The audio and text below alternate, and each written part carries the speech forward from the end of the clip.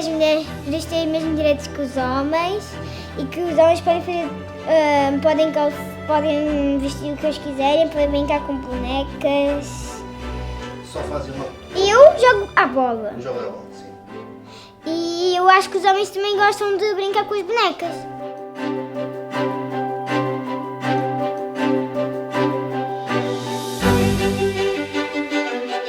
Além de funcionária, acho que me vi um bocadinho também como confidente, que é a nossa função aqui dentro.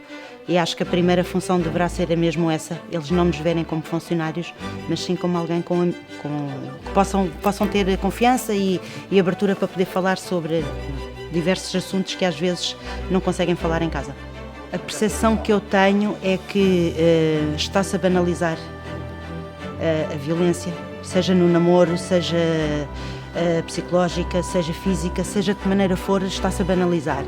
E esta geração, o que eu noto é que é tudo normal. Tudo é normal. Um estalo é normal porque ele gosta de mim, ciúmes é normal porque ele gosta de mim. E é difícil chegar à adolescência principalmente e fazer perceber que isso não é normal. É porque eles têm acesso a tanta informação, basta um clique. E eles conseguem aceder a tudo, só que nem sempre a informação que eles adquirem é a informação correta. E eles são como uma esponja, que é mesmo assim. As redes sociais, aquilo é uma divagação que ganha uma dimensão tremenda e tudo é exposto nas redes sociais, que é isso que eu acho que eles deixam um bocadinho de viver a própria vida para viver a vida das redes sociais. E foi importante porque aprende-se sempre, pronto, com a experiência que nós temos de ver as coisas, não é? Porque são 30 anos de evolução. Eu apanhei de 30 anos e evolui-se muito numas coisas, mas também se desevolui noutras. Eu acabo por achar que às vezes os métodos antigos eram melhores que os que são agora, porque damos-lhe uma liberdade muito maior e eles depois acham que têm poder sobre isto, sobre aquilo. Eu acho que às vezes é preciso pormos um travão e dizer, espera aí. E eles vivem muito à frente. Aquilo que nós vivíamos naquelas fases da vida, eles hoje vivem tudo muito a correr. Quando chegam a uma certa altura já viveram tudo. Temos em miúdos, geralmente. Eu tenho alguns, converso com eles e eles dizem-me: hoje de manhã a minha mãe e o meu pai estavam num coisa muito alto e depois falam também alto connosco e depois já venho irritado, eu não gostava nada disso. De modo que, pronto, e eu às vezes pergunto: e foi sempre assim? Não, agora é mais porque o meu pai está desempregado, só a minha mãe é que trabalha e de modo, pronto, a relação não vai assim tão bem como deveria, como era mais antigamente, porque nota-se que também há mais falta de emprego. Eles, entre os rapazes e raparigas, que eles acham que nada é violência doméstica, mas eu vejo que acabam por estar sempre um ao outro, se um dá uma lapada, um murro, o outro também dá, eu acho que eles acabam por não ter a noção se isso será violência doméstica ou não. Acho que isso tornou-se tão banal para eles. Sim, e nós ao falarmos com muitos deles, nós vimos que por trás de cada um que se tornam violentos, muitas das vezes, há uma história, há uma família estruturada. E isso aí faz com que eles sejam mais agressivos, estão sempre com o pé atrás, estão sempre na agressividade. Isso eu noto nisso, e se nós às vezes falarmos com eles acabam por dizer um bocadinho do passado, é porque os pais estão separados, é porque vivem com os avós, é porque isto, e vê-se cá ali uma família muito estruturada que acaba por eles influenciar em jovens a ser mais agressivos.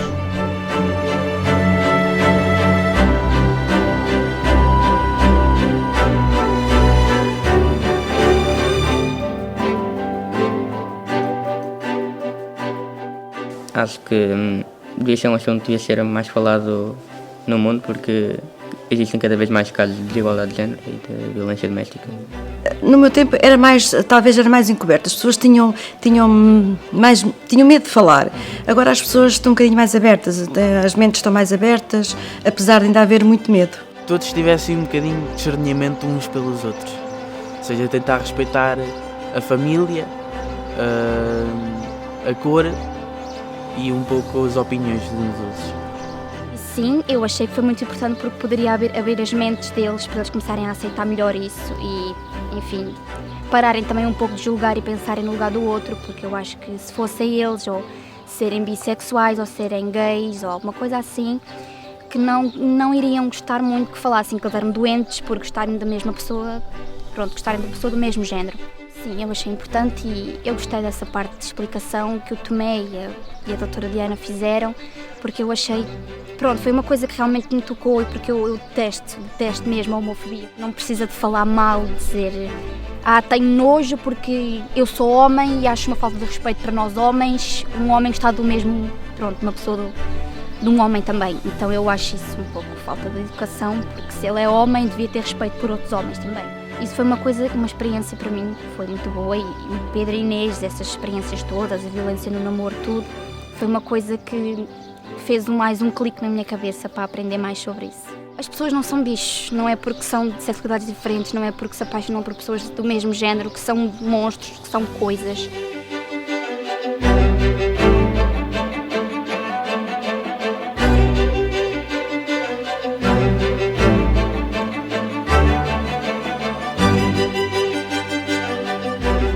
Aquilo que aconteceu com o Inês e Cola Pedro é permitir-me estar mais atenta ainda, ter acesso a outro tipo de pormenores que se calhar não dava conta de outra maneira, ter ideias mais precisas, por exemplo, em relação aos diferentes tipos de violência. Nós falamos em violência doméstica e eu acho que para mim é como se fosse lá tudo dentro daquele bloco, e não, depois eu percebo que há a violência doméstica, a violência de género, a violência sexual, a violência infantil, portanto, e cada uma tem alguns limites e especificidades diferentes. Isso para mim foi importante, foi interessante.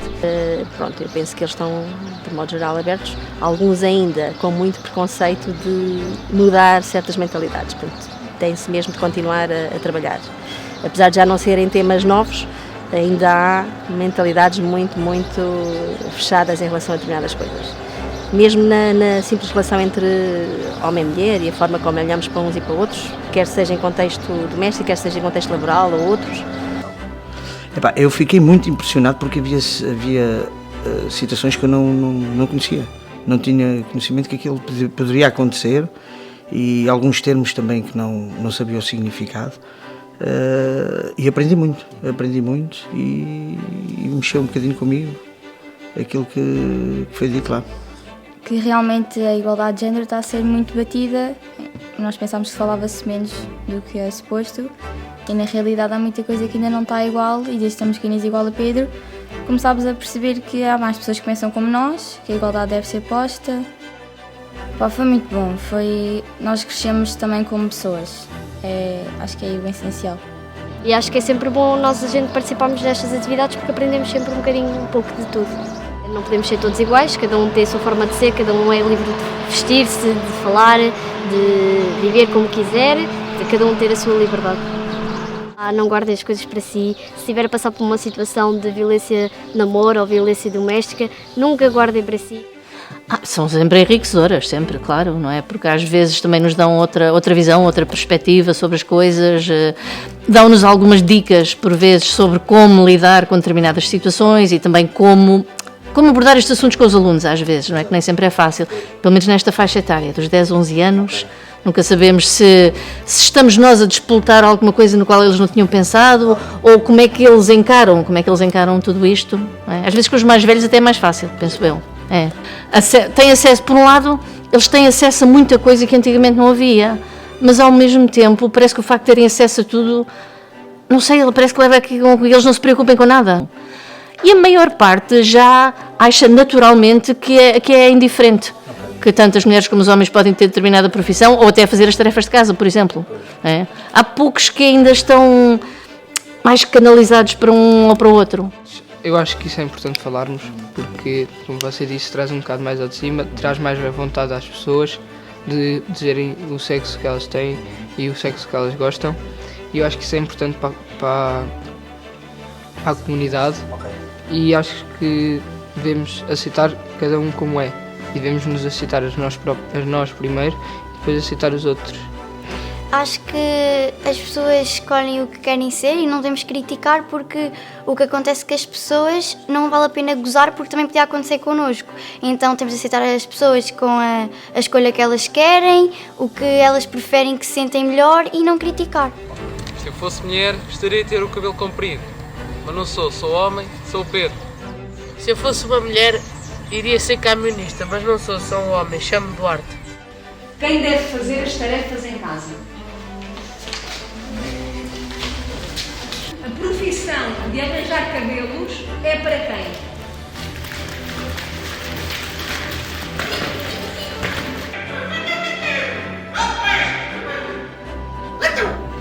O que é que se passou aqui?